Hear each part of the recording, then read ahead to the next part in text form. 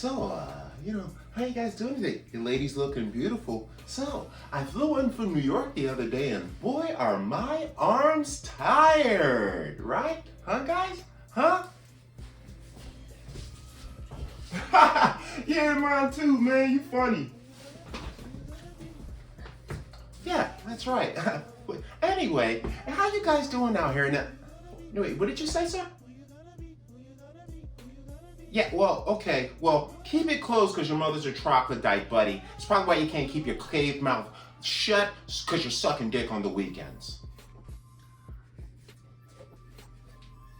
Yeah, that's a harsh reaction to somebody trying to add on to your comedy set, ain't it? And that's how we're going to start the part one portion of this Cat Poop Crazy, episode 8, Rules to the Game. Isn't that what I called it? No, I didn't. I called it Secrets to the Game series. I cannot remember shit. That's part of getting older. Oh my God.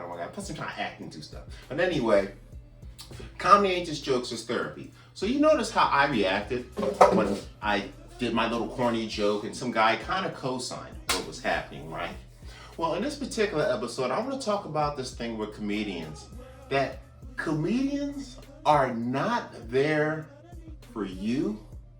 Many comedians are there for themselves.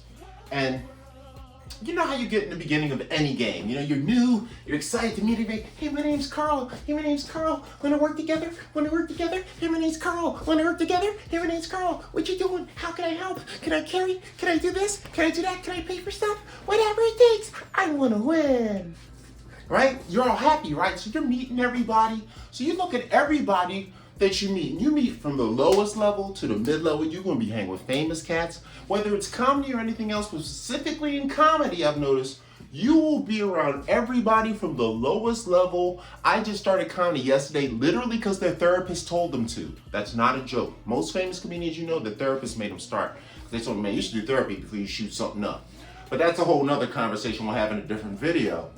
But you will be around all these different guys. So I'm optimistic that, oh my God, everybody that does this is in it for the love. They like getting on stage. They like making people laugh. They like making people feel good. Of course, they get some self-gratification out of it, like any performer. But in the end, my concept of performing, because I do all these other things, has been Michael Jackson, get my message out to the people. Like Beyonce, oh, I'm a single artist. Look how many single ladies we got. I want my message to kick like Beyonce, right? So I want to get my message out.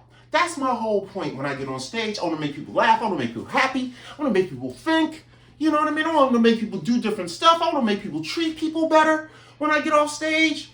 Maybe treat some people worse if we're lucky. But anyway, I noticed that there's a group of comedians, and I used to think it was a small group of comedians. Because when you first start something, everybody's trying to judge you. Oh, such and such is like this, and this is so bad, and such is a hater, and this is wrong about comedy, and I hate this about promoters, and I hate this about clubs, and I hate this about the groupies, blah, blah, blah, blah, blah. Oh, I hate this about all the heavy drug use, whatever it is, right? So when you first hear it, if you're smart, when you get into something new, you don't want to just follow anything anybody tell you, especially if they ain't already doing it big yet. Really, anybody that's on your level, listen to them, but don't listen to them, okay?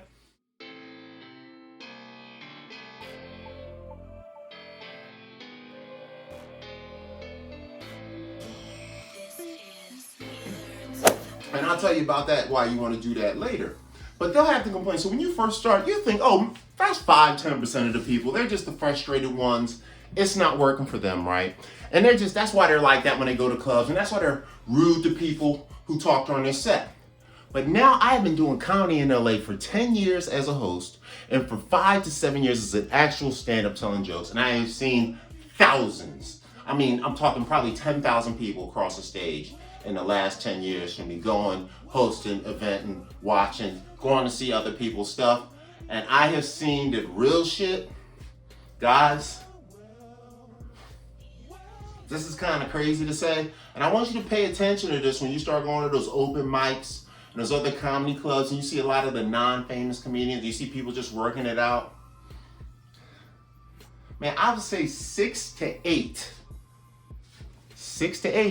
of the comedians there are not there for you. They are there for them. And I'm gonna give you some ways to test that shit out. So, test number one, you've already saw an example if you saw the beginning of this video. If you hadn't, test number one when a comedian is on stage. Now, of course, every comedian hates a heckler. They hate somebody that's interrupting your set, messing up their joke, causing a problem. So I always used to think, oh, well, yeah, check a heckler, run him out of here, get out of here, you loser, stop it messing it up, right? But as a person that watches comedy myself, I didn't realize it, but I was like a positive heckler.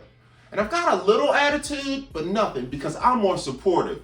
I'm more like, kind of like that guy, but I won't say my arms are tired too. But if the guy actually says a joke I relate to, I'm like, oh, hell yeah, like, I support this shit, especially when nobody's really supporting. I'm like one of the only people to get it, right? Well, I've seen this go left on other motherfuckers a bunch of times. Usually, they're heavily alcohol-filled Central American brothers. They get very excited. Some of my Persian brothers get very excited when they get the drink in them. And some of my Caucasian brothers from the mountains, yes. Or from Central California, which is like the mountains. It might as well be West Virginia. There's meth and people with no shoes on. But these guys, you get a few beers in them, they're actually not trying to mess up the set. They're trying to support the comedian. Dude, I'm gonna tell you, and you can test this out yourself. If you ever hear a comedian, you don't kind of like him, you're like, man, who this dude up? He kind of a jerk, right? He kind of smug. He kind of an a-hole, right? Go ahead and instead of interrupting or hating on his joke, support him. Like co-sign his stuff. Not too much that he can't get his joke out, but in the dead spots, co-sign his stuff. If this person, man or woman, decides to start turning on you, like you're some loser in the crowd, like first they're gonna start like a small insult, like how you're drunk or something else, or they're gonna insult your mom. It's gonna be something light, and they're really trying to drag you into a fight, but don't fall for it. Stay positive.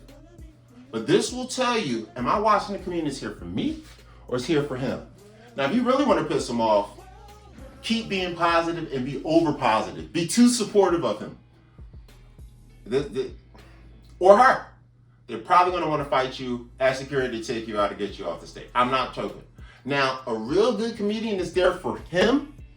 If you're saying something supportive of what they're saying, a dope comedian is there for you and everybody else is going to use that, roll off that into another joke, and may even bring it back later as a callback at the end of the set to close the whole room down funny.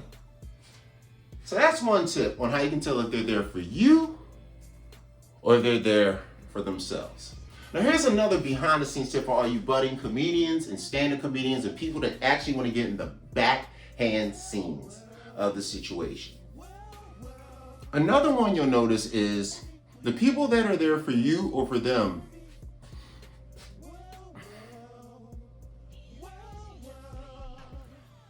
Some comedians will get up there and they'll see the crowd, they'll read the room. They're like, okay, you know how you tell Donald Trump, like, Don, read the room, bro. No, not the Chinese virus, dude, no. We're in a trade war right now. Read the room, bro. So some comedians come up to that stage, they read the room, they might freestyle, they might work it, they might do it, they might change their jokes, how they approach, switch stuff up, like myself, but there's other comedians. They're coming up there and they're doing their jokes just the way they planned them, with the bump timing. I don't care what people say. Like they don't even care. Like I know some comedians that don't even write jokes. And like go to like big places like the Comedy Store and like work to get on stage. And then you like, hey, what are you doing? And then I'll just go there and talk. And I just thought to myself, you must really think you're a genius to think you can just hop your stupid ass on stage, say something new every time because you done smoked a little weed or drank a little drink or did a little pop or something crazy, right? And you think you can just hop your ass up on any stage at any time and always be funny? Trust me, as a very talented linguist, as you have not noticed in my videos, that shit don't work all the time. You better have a fucking plan, but you also gotta know how to adjust. And that's another way to tell a comedian. If a comedian gets upset or bothered that you interrupt his joke, or he gets off time and he's like, oh, I lost my line, or he gets an attitude, or he gets frustrated, you know what I mean? Or they start complaining, or they start dissing the room, or talking about how bad the room is, or how bad the mic is, they start hating on stuff. Dog, dumb motherfuckers ain't there for nobody but themselves. Especially if you see the comedian get done and they walk right out the door after they're done. Pay attention to that, non-comedians and other comedians. If the comedian comes to your event or goes to someone else and you see them walk out your place to go to another place, to go to another mic or something like that, you better remember, that person, no matter how cool they seem, when you have an event one day, when you have something to do one day, that's just how they're gonna treat your stuff. And I want to tell you that now so you don't spend 3, 4, 5 years waiting and getting frustrated with people. That is the point of Secrets of the Game. And that's segment 1. That every comedian is not there for you. They're there for themselves. Let's get on to another part.